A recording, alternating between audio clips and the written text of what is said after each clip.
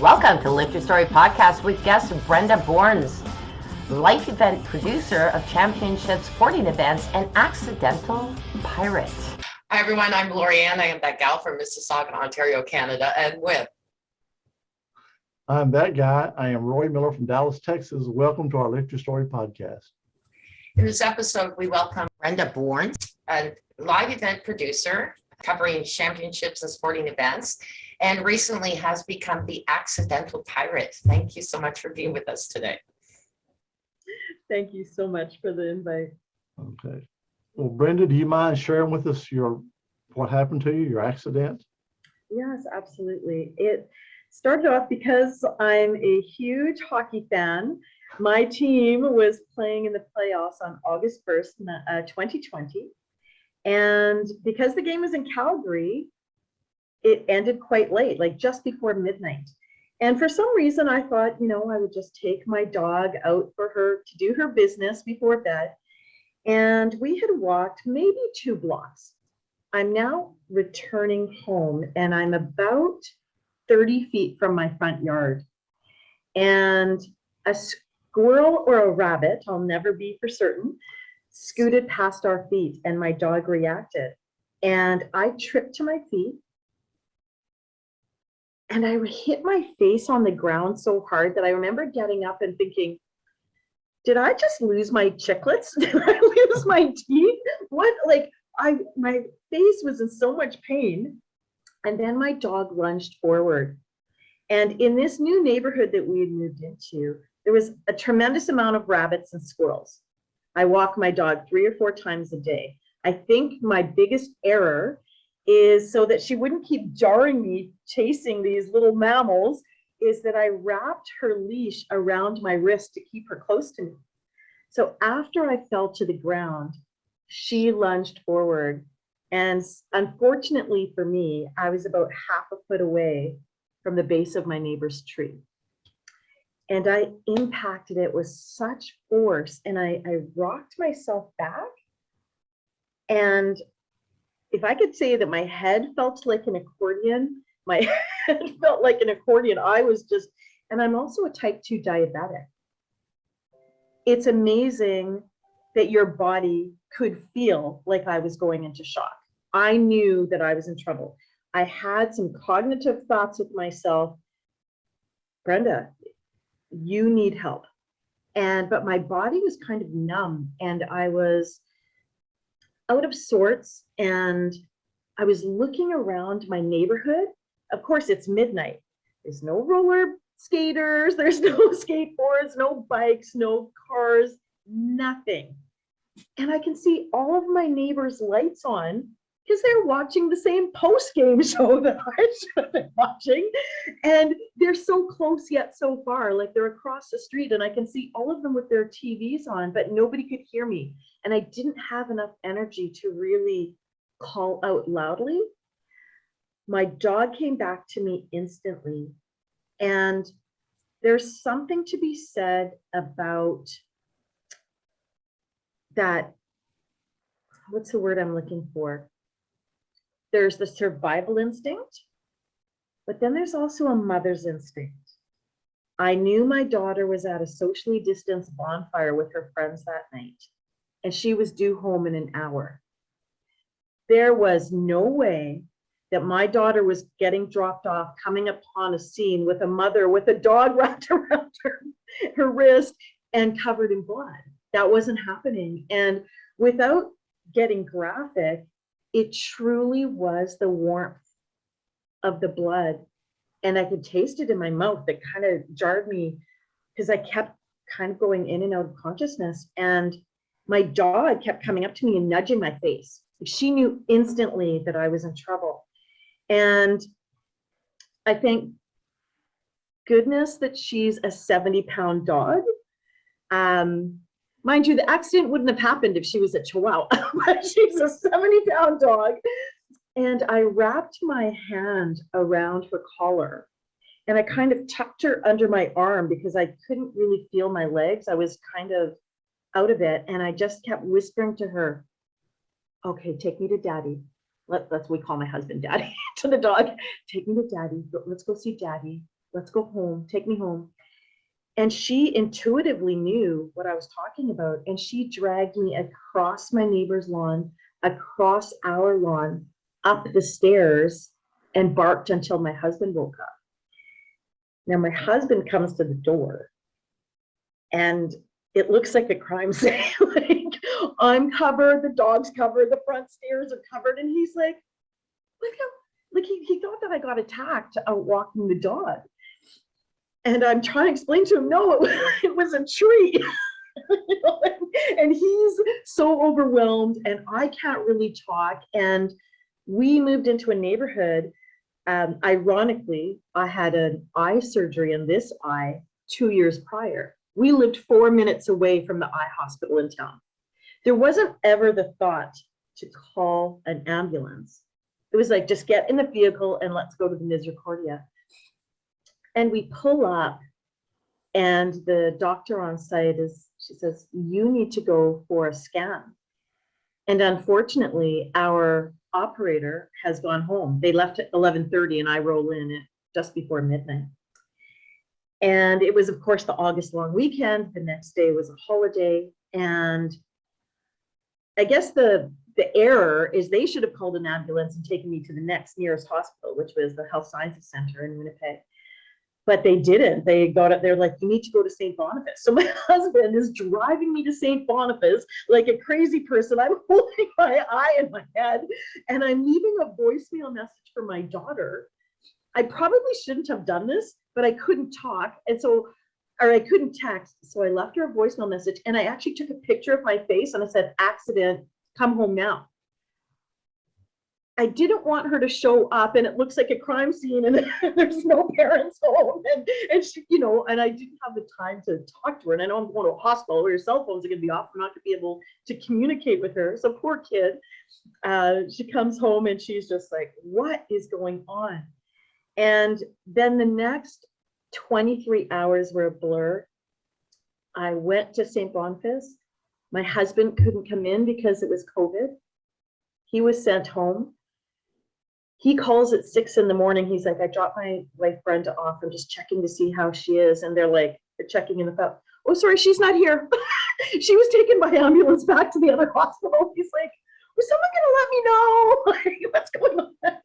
So he's at the hospital. We were 4 minutes away. He was literally at my bedside within 10 minutes. They let him in there. And then they were waiting until my sugars got under control so that they could do surgery. So they sent my husband home and they said, we'll call you and let you know when she's out of surgery. 30 minutes later, they called him and they said, we're sorry. We're 99% sure we can't save her eye. We need your consent to remove it. So my husband's beyond devastated and he's trying to process and they're saying, and he's asking, what are the options? And they said, well, typically when we see an injury like this, we make sure everything's in the right order, the lens, et cetera, we sew up your eye, we let you heal for 6 weeks, and then we come back and take a look at it, and often we can get sight back. They're like, we're pretty positive we can't get sight back. But if you want us to explain this to Brenda, we can do so. And he's like, I don't want my wife coming home and healing and 6 weeks later knowing she has to come back and give up her eye, right? So he made the right decision. As soon as I got out of surgery, I was taken by ambulance again. Bye, family. I was taken by ambulance again back to the other hospital to get my sugars under control, because the average sugars for a diabetic, they say between 5 and 7 is diabetic heaven. Well, I was at 38. So I was in really traumatic state. So my surgeon had said to our family, Brenda will probably be there for a week. Well, that night at 10:30, they called my husband and said, okay, we got the sugars done. You can come pick her up. He's like, I don't know how to deal with someone who's lost an eyeball. I don't know how to deal with diabetesketoacidosis. Are you kidding me? He was just beside himself. I'm like, put my daughter on the phone. Taya, come pick me up now. Please come pick me up. I just want to get out of this. I just want to go home to my own bed. And then started my journey of learning my new reality of depth perception and peripheral vision and how to pour a coffee without burning your hand. And my family was so overprotective after the accident. And there was one day that my face was shaking because I had some nerve damage on my face, and it would just kind of violently shake, and it looked like it was doing the jig. And my daughter called my girlfriend who worked for the surgeon, and she's like, my mom's face is flickering like really, really bad. And my girlfriend Shelly thought it was, when you're tired and your eyelash just kind of flickers because your eye is tired. Well, my whole face, the whole side of my face was doing that. Shelly didn't realize, and she's like, well, did your mom drink coffee? No. Is she stressed? And she goes, I don't think so. I'll ask her. So Taya gets off the phone. She goes, Mom, are you stressed? I'm like, no. Actually, yes. You and Dad are driving me crazy. I want to put you in a one-way ticket. I'm going to send you to Nepal. Like I just need, I'm a super independent person. And they were so overboard with every single thing. They were afraid that I was going to fall. They were afraid I was going to trip. And I am just way too independent and stubborn. I would wait until they were sleeping, and at 6:30 in the morning, the dog and I would go for a jog. They would lose their mind if they knew that. So 3 weeks after my injury, I'm out jogging with the dog 5K again. They have no idea. I really just kind of went back to a place of no broken eyeball is going to slow me down. I will do things differently. I will relearn. I'm an awful cook. You guys, I can't cook to save my life. What did I start doing? I started baking. I started cooking. It was at the height of the pandemic, but it allowed me to measure and to work on my fine motor to keep this eye or get this eye stronger. And I started jogging. The leaves were starting to turn in October, and so the depth was very different. And I just kept on keeping on. And learning how to adjust to my new world. And then about 6 weeks later, I was blessed with a prosthetic eye, and our ocularist in Winnipeg retired, and a father-son group fly in from Ontario, and they stay for 1 week each month to take care of anyone who's lost their eye. And the process is incredible, where they're like pouring a silicone into your socket, and they mold it, and they make an acrylic scleral shell exactly the same color as your eye. And my surgeon, what they do is they make a ball of muscle. I'm sorry, I'm gonna call it. They make a ball of muscle, and on that muscle, there's 4 points, so that when the scleral shell goes over top, it will move like your other eye. So most people, if they didn't know that I had a prosthetic eye, most people wouldn't know. So I'm watching them hand paint. You'd think with all the 3D technology and all that it would just run through a computer and they do a perfect match. They hand point every little fleck and every little black fleck, every shine of light. And I'm just amazed watching this whole process. So my nickname growing up was B. My initials are BB. My nickname was B. Of course, I don't take myself overly seriously. And I said to him, so do you take requests? He's like, what have you got in mind? I'm like, well, my nickname's always been B. I don't have a tattoo on my body, but can you put a B on my eye? He sends me to lunch. I come back. He's like, your request is granted. He's like, I've got your bumblebee eye in my hand. I'm like, that's awesome. So of course I get into the truck after I get my new shiny prosthetic eye. And I'm saying to my husband, come here, I want to show you something. He's still a little bit queasy, right? He's like, no, I'm good. I'm like, okay, that's fine. I got the doctor or the ocularist to take a picture of this eye with this little bumblebee in it. And I just put it in the group family chat. My daughter was like, Mom, you're actually insane in the membrane. I said, I know, being normal is not fun. So the reason I'm wearing my patch is my face is still healing.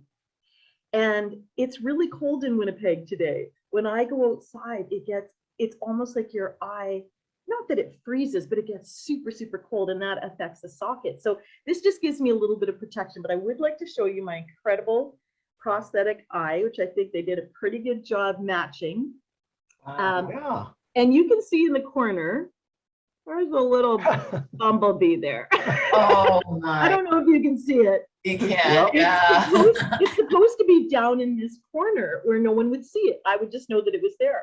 But as my face heals, my eye kind of turns it, and it just, that bee just keeps wanting to sit in that corner. And so I just tell people, I got a busy bee. I don't know. But it does make for fun conversation. And of course, I dressed up as a pirate for Halloween because, you know, whatever. I really don't take myself too seriously. And I've just found that having an injury during a pandemic, I don't recommend that for anyone. But when you are surrounded by the support of your family and your friends and your community, anything is possible. And you can relearn things, and you can share things, and you can teach others about what it's like to have a bit of a disability. And I don't even like that word. I like ability. I'm still able to do things. It's just in a different way. So that, in a nutshell, is my story of how I became an accidental pirate. Fascinating. Yeah, that's just such an amazing story. How hard was it for you with relearning depth perception and peripheral vision? Well, you know, technically in Canada and in Winnipeg, or in Canada, after you've lost an eye, you can drive a vehicle within 3 months of your injury, because it takes about that long for it to. But for me, 3 months after my injury was at the height of the pandemic. Everyone was on lockdown. I'm like, where am I going to go? I don't need to go anywhere. Everyone's literally on restrictions and quarantining at home. So I didn't learn, and I thought, and it's Winnipeg in the winter. I'm in no rush to relearn how to drive in the Winnipeg winter. I'm good. And so I call my husband and my daughter. They're my Ubers. I'm fine. And so this spring, I thought, okay, I'm going to start practicing to drive again. And there still was nowhere to go. I'm an event producer. My industry was the first to close and will be the last to open. So I didn't have anywhere to go. So I'm still not driving. They are still driving me everywhere. And I'm just like, I just call myself Daisy, that they drive as Daisy. But I know in the spring, or maybe, you know, in the winter, I will start to practice. But I practiced so many other things, from literally just pouring your cup of coffee to I think the biggest thing for me is I was a sports nut. I have played every sport under the sun, from women's tackle football to rugby to hockey to, like, I didn't play patty cake sports. I played hardcore sports. I miss that. And so, you know, about 7 weeks after my injury, my husband took me away to a beautiful area of Manitoba, Hecla Island, and we went golfing. And so for me to attempt to golf, I was the best I was ever. It really is. When they say keep your eye on the ball, it truly is keep your eye on the ball, because I was thank goodness I've got it on video, but that was so awesome for me to try and go, oh my gosh, I can still participate in sports. I'm not sure what those sports are going to be. And I recently, I hate to say it, but I am 53. I recently got introduced to pickleball. I'm addicted. And so the first time that I was playing, I missed it constantly. And I said to my partners, I'm like, okay, well, tomorrow we're going to play pirate pickleball, and I'm going to bring 4 of my patches, and that's going to be the equalizer, because you guys are going to see how hard it is to play with monocular vision. It was fantastic. I had 4 friends all put on eye patches and play with me, and for them to have that appreciation of, oh my goodness, that was really hard, because you're missing, because your perception is just off that, just that little bit. So Yeah, I have practiced really, really hard. So pickleball definitely helps me. When I'm roadworthy again, I know that I can say that my pickleball helps me parallel park. No, I'm just kidding. I don't think anything will help me parallel park, but I'm just so competitive with myself. And I think that sports background really helped me because I can honestly say I never shed a tear over losing my eye. I never had the woe is me. I never had a pity party. And I got introduced to a group on Facebook as one-eyed support group.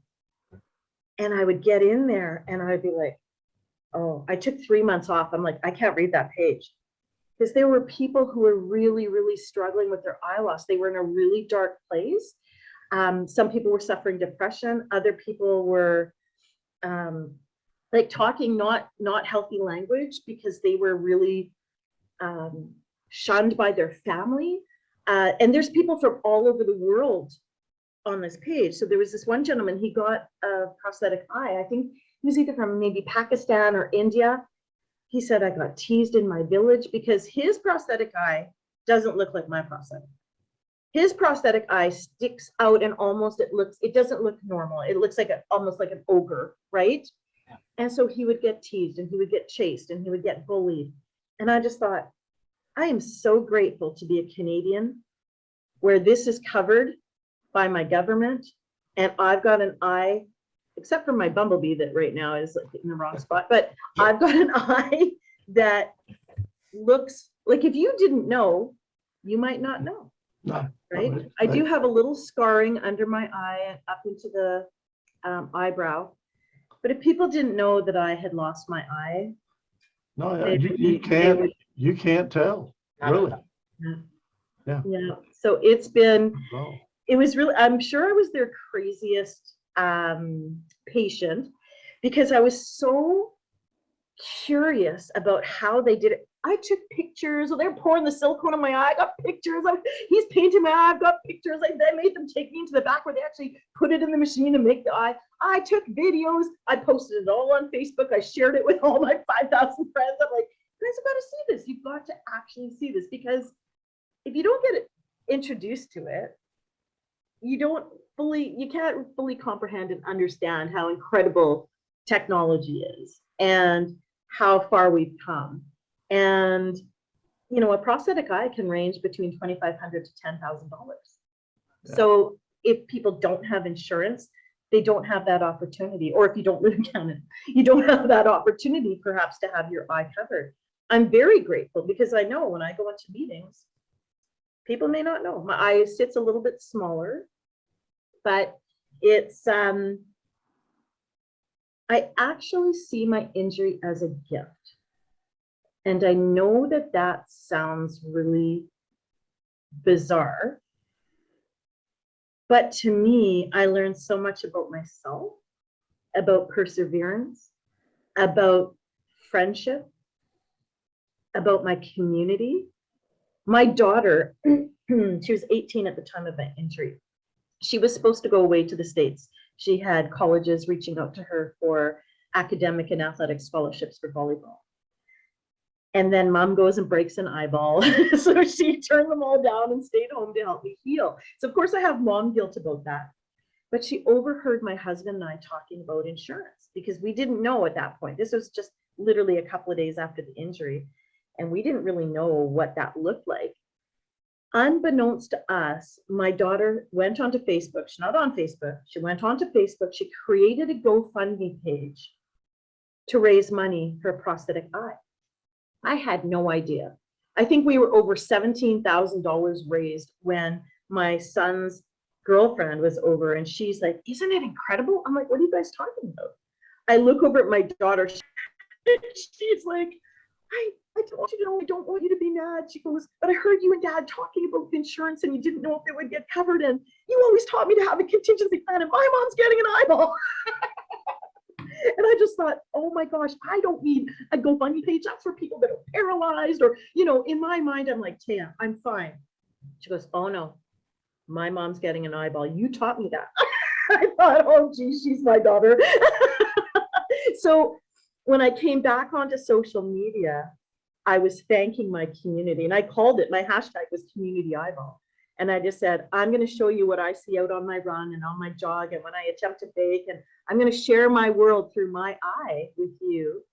And thank you for your support of my family, because even though prosthetic eyes can be very, very expensive, I did have mine covered by insurance. But that money that came in, I think was over $22,000, helped float our family's boat when I was off work and my family was helping take care of us. So I learned a lot, and I'm very, very grateful. I'm very grateful. You really do have a great attitude for all you've been through. Oh, thank you. Yeah, I think when we're put in hot water, we have decisions of how we, are we jumping out? Are we swimming? Are we backpedaling? Like, how are we going to deal with it? I was raised by a very strong mother. My mother took my eye loss way harder than I did. Like, I was fine. I honestly, literally, I just got out of surgery and I turned to my daughter. I'm like, hey, you get on your phone? She's like, what? I'm like, I want you to Google for me what sports like one-eyed athletes play. She's like, Mom, you're not going to know what. It's okay. The Pirates are in the Olympics. I know it. She's just thinking I'm crazy. Literally, that's where I went. I'm like, I bet you I'd be good at biathlon. Maybe darts. There's one eye. And so I'm going to archery. I'd be really good at archery. And that's where my brain went. Is like, okay, well, this isn't going to be something that defines me. If anything, this is something that I'm going to learn from and then share what I've learned. And so the opportunity to share my story with your listeners, I appreciate it. And I think that during the height of the pandemic, so many people reached out to me, and I couldn't get back to all of them because it was really hard for me. My grade 9 typing skills came in good because you can, close your eyes and type. But so many people reached out to me as I would share my story and documented my journey. They'd be like, Brenda, I was so stressed and being quarantined, and I was having a pity party, and then I saw your Facebook and you were just so happy, and there you are, half blind, jogging with your dog, showing us the sunrise. She says, you're so happy. She goes, I log in every day and you inspired me. And I was like, oh, I don't wake up in the morning thinking I'm going to inspire my Facebook friends. You just are trying to get through your day, right? You're just doing what you need to do. But I've always been a positive person. I've always looked at things as a challenge. And I just know that this is one thing in my journey. It's just, it's not ever going to stop me. It's going to give me the opportunity to share things from a different filter for people, and to show them that even in your darkest days, because honestly, during my journey, there was a lot of things going crazy in the world. So there was COVID, there was Black Lives Matter, there was riots, there was Capitol. I had bandages. I could just hear it. I couldn't see what was going on the TV. I could just hear all this chaos. And I had to go to this really calm place. And I think what you imagine when you can't see stuff is going to be even more like intense. Yeah. Than visually seeing. So I could just hear what everybody was talking about.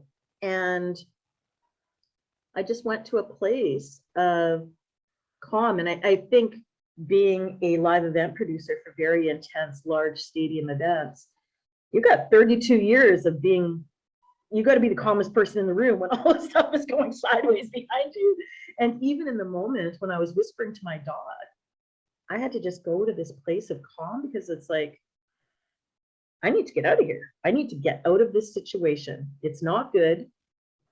And I'm fading, and I need to figure it out fast. And so I do think that even though I'm a high energy person, I can go to a place of calm, and it helped me to rationally think. And I've just tried to lean on that skill set through this journey to stay calm and learn new things. And what a story. Really? Incredible. Yeah. I mean, yeah, I could see where you would be an inspiration for sure. Oh, thank you. Absolutely. Thank you. And the dog got lots of treats. My husband wanted to give the dog away at the beginning. He was so mad at the dog. So you're going to go before he goes, right? Yeah. But I just I do feel that losing my eye was, in a weird way, it was a gift. It taught me a lot about people. It taught me a lot about our community. It taught me a lot about being resilient and never giving up, to constantly strive forward. And I just think that having the opportunity to share my story, if it can help one person, that's amazing. And I know that I was able to help some of my friends during a dark time, and that makes me feel good. Absolutely. Well, thank you so much for being on the podcast. I mean, I really enjoyed this, hearing your story. Oh, well, thank you for the opportunity to share it. And I am very, very grateful. And I can tell you that sometimes the hardest challenges that we come across and the greatest barriers, or something that the unexpected, can truly turn into the greatest gift. And we don't need to be afraid of it. We can embrace it. Beautiful message. Thank you. And You're welcome. just enjoyed this so much. Thank you for being here. You're welcome. Yeah, it was a pleasure.